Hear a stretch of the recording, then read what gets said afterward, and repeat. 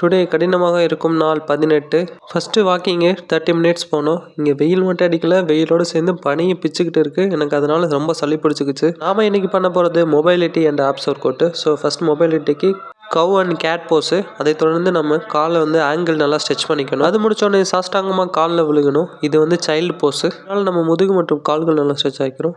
இதுக்கப்புறம் down dog and cobra stretch.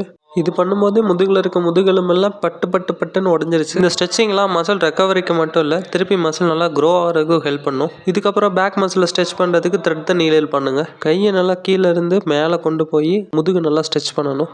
இது முடிச்ச உடனே காலை நல்லா அகட்டி வச்சு ஹிப்பை நல்லா ஸ்ட்ரெச் பண்ணிக்கிறோம். அதை தொடர்ந்து நம்ம அப்படியே ஹாம்ஸ்ட்ரிங்கை ஸ்ட்ரெச் பண்ணிக்கிறோம். அதை தொடர்ந்து நம்ம கவட்டை கிளியும் இந்த பட்டர்ஃப்ளை ஸ்ட்ரெச் பண்ணிக்கணும். முடிஞ்ச வரை நல்ல ஒரு எலாஸ்டிக் பேண்டாக போட்டுக்கோங்க. அப்படி இல்லைன்னா டவுசர் மாட்டிக்கோங்க, இல்லைன்னா கிழிஞ்சிடும். இதுக்கப்புறம் சைடில் கால் வச்சு இந்த ஆசனம் பண்ணணும். நீங்கள் கொஞ்சம் ரப்பர் மனிதராக ஆகிறதுக்கான சான்சஸ் இருக்குது. மறுபடியும் காலை முன்னாடி வச்சு சாஷ்டாங்கமாக விழுகிறதுக்கு பழகிக்கோங்க. இது பிற்காலத்தில் உதவும். நம்ம நெக்ஸ்ட்டு கொஞ்சம் கார்டியோக்காக ஜம்பிங் ஜாக் பண்ணுறோம்.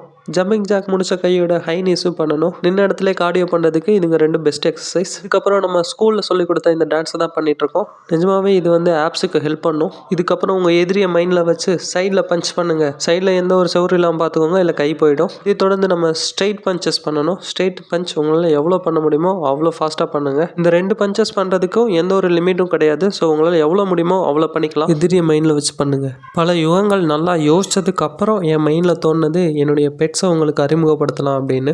எங்கள் வீட்டில் நான் 2 தங்கமான ஹாம்ஸ்டர் குட்டிங்களை வளர்க்குறேன். பார்க்க தான் தங்கமானது மாதிரி இருக்கும், பட் பண்ணுற சேட்டையெல்லாம் ஓவராக இருக்கும். இது பேர் நீலு, இது ஒரு பொண்ணு. இது பேர் நீலன், இது ஒரு பையன். மற்ற பெட்ஸை கம்பேர் பண்ணும்போது இதை வளர்க்குறது ரொம்ப ஈஸியாக தான் இருக்கும். ரொம்ப பட்ஜெட் ஃப்ரெண்ட்லியாக இருக்கனால தான் இதை வளர்க்குறேன். இது வளர்க்குறதால தான் நான் பூனையை திருப்பி கொடுக்க வேண்டிய நிலைமை ஆயிடுச்சு. இவங்களோட முக்கிய சாப்பாடு வெஜிடபிள்ஸ் தான். இதை நல்லா வாய்க்குள்ளே திணிச்சு வச்சுக்குவாங்க. இவங்களை பற்றி நான் இன்னும் நிறையா வீடியோஸில் சொல்கிறேன். நெக்ஸ்ட் நம்ம ஆப்ஸ் ஒர்க் அவுட்டு. ஃபஸ்ட் நம்ம படகு மாதிரி நிற்கணும். ரெண்டாவது நம்ம லெக் ரைஸ் பண்ணணும். இந்த leg raise lower apps work out. So முடிஞ்ச அளவுக்கு கால் ஸ்ட்ரைட்டாக வச்சு பண்ணணும். அடுத்து இந்த சைடு ஆப்ஸுக்கு நம்ம டோ டச் பண்ணிக்கணும். டோ டச்சு பண்ணும்போது நல்ல டிஷர்ட்டாக போட்டுக்கோங்க, இல்லாட்டி டிஷர்ட் கிழிஞ்சிரும். இது முடித்தோடனே நம்ம ரஷ்யன் ட்விஸ்ட் பண்ணணும். ரஷ்யன் ட்விஸ்ட்டுக்கு நான் இந்த டைம் வெயிட் வச்சு பண்ணுறேன். நீங்களும் உங்களால் முடிஞ்ச வெயிட் எடுத்து பண்ணுங்கள். இது நீங்கள் சாதாரணமாக ஆப்ஸ் ஒர்க் அவுட்னு சொல்ல முடியாது, இது ஒரு கோர் எக்ஸசைஸ்னு சொல்லிக்கலாம்.